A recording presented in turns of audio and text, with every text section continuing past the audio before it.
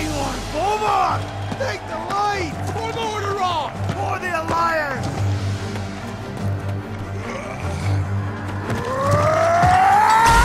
4 years after World of Warcraft launched, Blizzard's phenomenally successful MMO has its second expansion pack.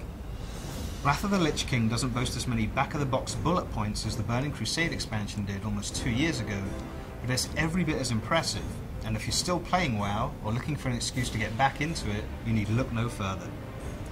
On the other hand, if you're late to the WoW party and wondering if now is a good time to start playing, Wrath of the Lich King doesn't have nearly enough new content for new players for it to be a factor in your decision.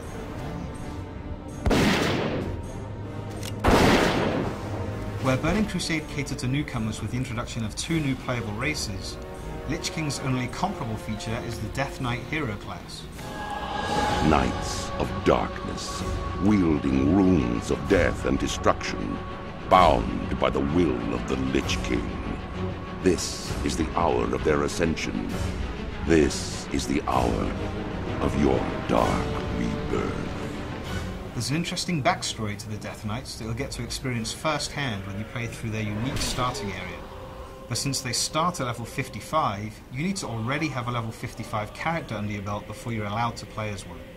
In keeping with the fact that Death Knights are a hero class, they're really powerful, and they play very differently to any other class in the game. For starters, Death Knight's abilities aren't powered by mana or energy, but by a series of 6 runes. That's 2 runes each for abilities from the Frost, Unholy, and Blood talent trees. Like other classes in WoW, how your Death Knight plays depends a lot on where you choose to spend the talent points you earn every time you level. Arthas!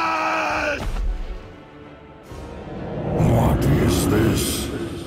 By the time you finish the Death Knight start area, located near the eastern plaguelands of the original game, you'll have a character at level 58 or so, fully kitted out in great looking rare or blue gear, with a free epic mount. You'll need to gain another 10 levels before you can quest in the new continent of Northrend though, so at some point you're going to have to play through Burning Crusade content that you've probably seen before, and inevitably you're going to end up upgrading your cool looking Death Knight armor with the same generic stuff that warriors and paladins were wearing 2 years ago.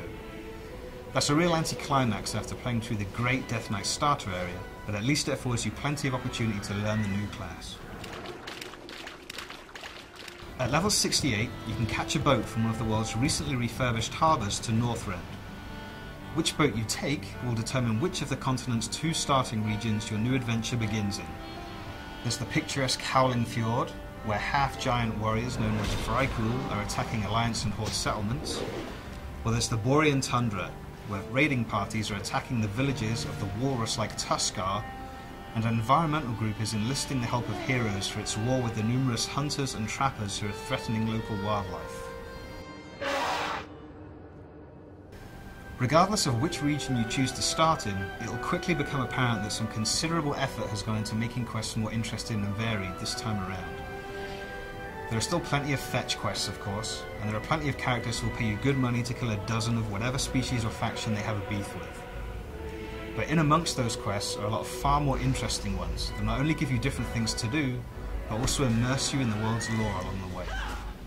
Perhaps the most obvious examples of new quest types are those in which you take the controls of a mount or vehicle. These include dragons, tanks, mammoths, airplanes, bipedal machines, and even a giant. The controls for these mounts and vehicles are all different, but they're never complicated, and as soon as you take the controls, the game's HUD changes to clearly display which buttons you need to use for offensive and defensive abilities. Like the vast majority of quests in Wrath of the Lich King, the vehicular ones aren't particularly challenging, but they're a lot of fun, and in some cases they prepare you for the new PvP battlegrounds in which siege weapons are used to destroy enemy fortifications. One of those battlegrounds is the region of Wintergrass, an entire zone where, once every few hours, the Horde and the Alliance fight for control of a large fortress in an attack and defense scenario that can comfortably accommodate hundreds of players simultaneously, even if the numbers rarely get close to that right now.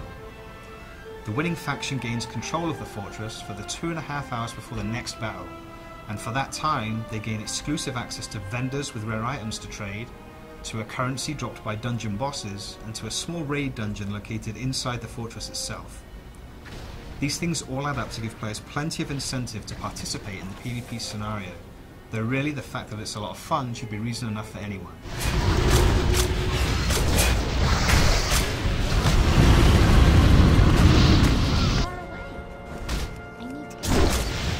Dungeons are also a lot of fun in Wrath of the Lich King, and this time around they've been designed in such a way that they can be enjoyed by just about any player with a pulse.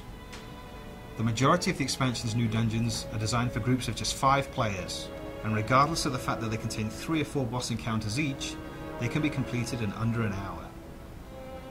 At level 80 you have the option to play through those same dungeons on a heroic difficulty setting that makes enemies far more challenging, but with a good group you'll still have little difficulty getting through them. Now, if you're a veteran raider from a guild that has no problem getting 25 or more skilled players together to play through much larger and more difficult dungeons, you might be wondering if Wrath of the Lich King has anything for you. The answer is yes. In addition to 25-man raids that will likely take you several hours to get through, there are now Xbox Live style achievements to unlock by completing dungeons in particularly challenging ways. For example, there are achievements for defeating certain bosses without first clearing out the smaller enemies in the vicinity. And at least one of those achievements comes with a tangible reward in the form of an exclusive flying mount. There's a lot more to talk about in Wrath of the Lich King, but really, the best way for you to hear about it is just for you to experience it for yourself. Our written review covers some aspects of the game in greater detail, but if all you're looking for is a recommendation as to whether or not you should pay Northrend a visit, the simple answer is yes. Luntargar! For the Horde! I was wondering if you'd show up. I couldn't let the Alliance have all the fun today.